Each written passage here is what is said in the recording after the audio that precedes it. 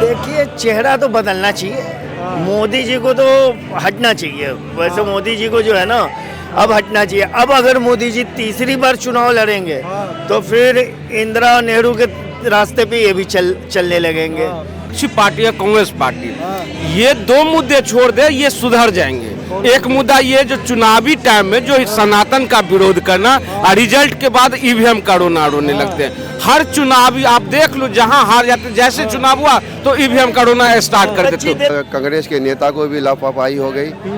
जो राजस्थान की बात कर रहा हूँ, राजस्थान में तो बराबर का टक्कर था। ये दोनों के जो पैलेट इंडिया उसको गोलेज को दोनों को था आपस में ही पहले से ही खटपट था। और कुछ ने अपनी भी गलती करी क्योंकि दबंग नेता सब कुछ चुन के उतारे ही नहीं। सारा विश्व सनातनी है। अब सनातनी पे उंगली कैसे उठा सकते हो? अब सनातन को अपमानित कैसे कर सकते हो?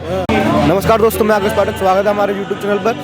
अभी हमारे साथ जुड़े हुए हैं कांग्रेस पार्टी से मोहम्मद अकरम भाई। इनसे हम जानते हैं 5 राज्यों में जो इलेक्शन हुआ उसमें कांग्रेस की हार का क्या कारण था। नमस्कार मोहम्मद जी। 5 राज्यों का जो इलेक्शन हुआ है उसमें कांग्रेस बहुत बुरी तरह से हारी है। उसका जो रीजन क्या है जो देखा जा रहा है? रीजन ये है कि कुछ कांग्रेस के नेता को भी लापरवाही हो गई। जो राजस्थान की बात कर रहा हूँ, राजस्थान में तो बराबर का टक्कर था। ये दोनों के जो पैलेट इंडिया उसको गोलेज को दोनों को था आपस में ही पहले से ही खटपट था। और कुछ ने अपनी भी गलती करी क्योंकि दबंग नेता सब कुछ चुन के उतारे ही नहीं। और उसके बाद भी चुनाव के हारने के कोई बड़ी बात नहीं है। 18 में मैं भी आया था। कांग्रेस पूरी बहुमत से 3 स्टेट में आई थी। जब सत्ता में इसकी सरकार थी, सत्ता में तो इसकी सरकार थी तो पूरी बहुमत से। और ये 3 स्टेट में तो हर 5 साल पर तो बदलाव होती है। ये स्टेट ऐसी है। एमपी में कहाँ होता है? होता है। चलो एक 2 स्टेट में तो होता है कि नहीं होता है बदलाव। हर साल 5 साल में बदलाव हो ही जाती है। इसके क्या कोई मतलब नहीं है। जब 18 में जीते थे तो कोई हम पर बावा करेगा, अभी जीते कौन सा हमको हारने में कौन सा फर्क है। और ये 5 देखिए, हर महिला को दूंगा 3000 रुपया। तब ये पहले तो इसकी तीनों स्टेट का अभी तक सीएम का कोई पता नहीं। 3 दिन से 4 दिन से मीटिंग हो रही है, अभी तक उसका कोई पता नहीं चला कि सीएम बनेगा कौन। अभी रोज ही मीटिंग हो रही है, 3 दिन 4 दिन से मीटिंग हो रही है, अभी तो पता नहीं कि सीएम बनेगा। 24 का क्या लगता है, कांग्रेस आई तो 24 में? देखिए, जनता के ऊपर है। हम बोल दे कि हम आज जीत गए तो जनता ने तो बोल दिया ना। मोदी जी के चेहरे पे सीएम का नाम तक पता नहीं था, फिर भी मोदी जी के चेहरे पे वोट दिया जनता ने। तो ऐसा करेगा कि मोदी चेहरा बन रहा है तो मोदी को हटा के तो एक बार चुनाव हटा के लड़ लो, देख लो कि कैसी आ रही है कि नहीं आ रही। अभी वो 3 स्टेट का सीएम की बात कर रहे हैं। पार्टी से जो जीत के लाया है उसको बनाने को राजी नहीं है। उसमें खटपट चल रही है, उसमें भी खटपट चल रही है। और बंदे को सोच रहे कि हम सीएम बनावे, और पार्टी के किसी और है उसको सीएम बनावे। तो पहले ये 3 स्टेट में सीएम बना ले। और ये जो मुद्दा लेकर आए थे 450 का सिलेंडर और 3,500 रुपया हर महिला को पैसा दूंगा, वो महिला को पहले पूरा कर ले, उसके बाद भी 24 की चुनाव का ही हो जाएगी। देखिए, ऐसा है, अभी हर चीज को बहुत सोच समझ के करना है। जो पुराने चेहरे हैं उनको बदलना है, नए चेहरे लाना है। तो भारतीय जनता पार्टी का मकसद ये है कि तीनों राज्यों में नए चेहरे दें। राहुल गांधी भी बोल रहे हैं 2024 में नया चेहरा लेके आना है, मोदी जी को हटाना है। इस पर क्या कहना चाहोगे? देखिए, चेहरा तो बदलना चाहिए।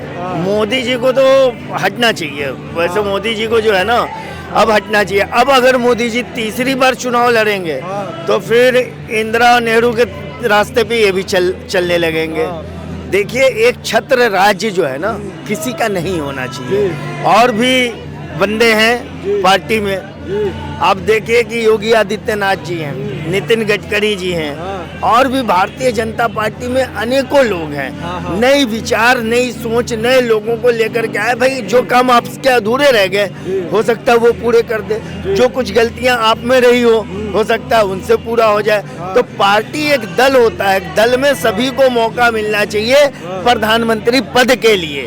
5-5 वर्ष का हिसाब से सभी को मौका। 10 वर्ष मोदी जी ने शासन कर लिया, अब अगला जो 5 वर्ष है इसके लिए जो है कि योगी आदित्यनाथ जी है, नितिन गडकरी जी है, और भी भारतीय जनता पार्टी में बहुत अच्छे नेता हैं। जेपी नड्डा जी को देख लीजिए, वो किसी से कम नहीं है। तो नेताओं की कमी नहीं है भारतीय जनता पार्टी में। आपको लगता है राहुल कांग्रेस पार्टी या इंडिया गठबंधन जो बना है वो आ पाएगा? कांग्रेस का तो अभी बात ही मत कीजिए, कांग्रेस अभी कहीं से नहीं है। और गठबंधन की तो बात मत कीजिए, गठबंधन का मामला ही खटाई में पड़ा हुआ है। ये बोल रहे हैं गठबंधन का मामला खटाई में पड़ा हुआ, क्या कहना चाहोगे? वो तो देखिए जो टाइम आने में अब कुछ भी है। अभी जो फिर 18 तारीख को उसकी बैठक है और मायावती भी 10 तारीख की बैठक बनाई है, इंडिया गठबंधन को बुलाई है। उसके देखो उसके विचार से क्या होता नहीं होता, उस आगे पार्टी के जो हम की करेंगे वो सुन। एक चीज मैं बता दूं आपको, जी बोलिए। जब लोगों के मन में स्वार्थ हो तो आप देश की सेवा कैसे करेंगे? जब आपके मन में स्वार्थ होगा तो आप देश की सेवा कर ही नहीं सकते। तो गठबंधन में जितने भी नेता हैं, इन सबका कहीं ना कहीं अपना स्वार्थ है और इस स्वार्थ की वजह से जो है कि ये एकजुट हो रहे हैं कि भारतीय जनता पार्टी को हराए। अरे भाई, कांग्रेस भारत की सबसे पुरानी पार्टी है, सबसे मजबूत पार्टी है। कांग्रेस को चाहिए, आप गठबंधन का सहारा क्यों ले रहे हो?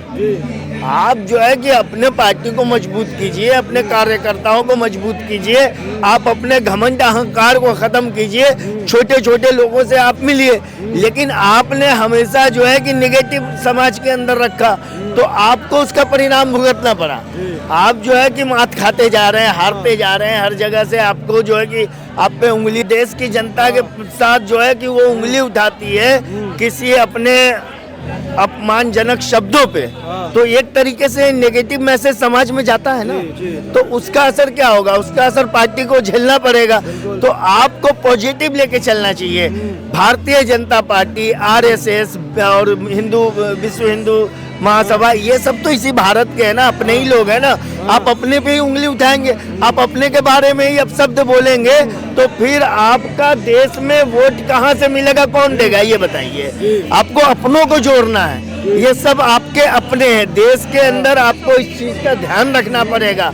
सदैव आपको ये कम से कम प्रयत्न करना पड़ेगा कि आप आस्था और भावना पे जो टिप्पणी करते हैं, वो आस्था और भावना को आप आहत करने का कार्य न करें। आप भी इसी समाज से, इसी भारत से हैं, भारतीय हैं, तो आपको अपनी भारतीयता, संस्कृति, सभ्यता पे चलना पड़ेगा, तभी जो है जनता आपका पक्ष लेगी। ऐसा बात नहीं कि आप टिप्पणी कर दे, कभी कुछ कह दे, या कोई भी अगर देश के अंदर किसी के बारे में गलत टिप्पणी करता है, कुछ अपशब्द बोलता है, तो आपको बड़ा होकर के, मुखिया होकर के उनको मना करना चाहिए, उनका विरोध करना चाहिए। आपको समझाना चाहिए कि नहीं, देश के अंदर ऐसी भाषाएं नहीं चलेगी। अब तो राजनीति का स्तर इतना गिर गया है भाई कि लोकसभा के अंदर गालियां दी जा रही है खुलेआम। लोकसभा के अंदर, जिसे संसद कहते हैं, जिसे प्रधानमंत्री जी मंदिर बताते हैं, उसके अंदर सीधे एक दूसरे पे टारगेट किया जाता है, उनको अपमानित किया जाता है, गालियां दी जाती है। क्या हो रहा है? ये क्या हो रहा है? जनता कौन से नेता को चुन के लाएगी, कौन सा समाज बनाएगी? तो इस समाज को बदलना है भाई, इसको बदलना पड़ेगा और सबको एक साथ मिल करके इसके बदलाव के लिए कोशिश करनी पड़ेगी। आज आप मुझे गाली दे दे, कल मैं आपको गाली दे दूं, फिर आप में मुझ में फर्क क्या रहा?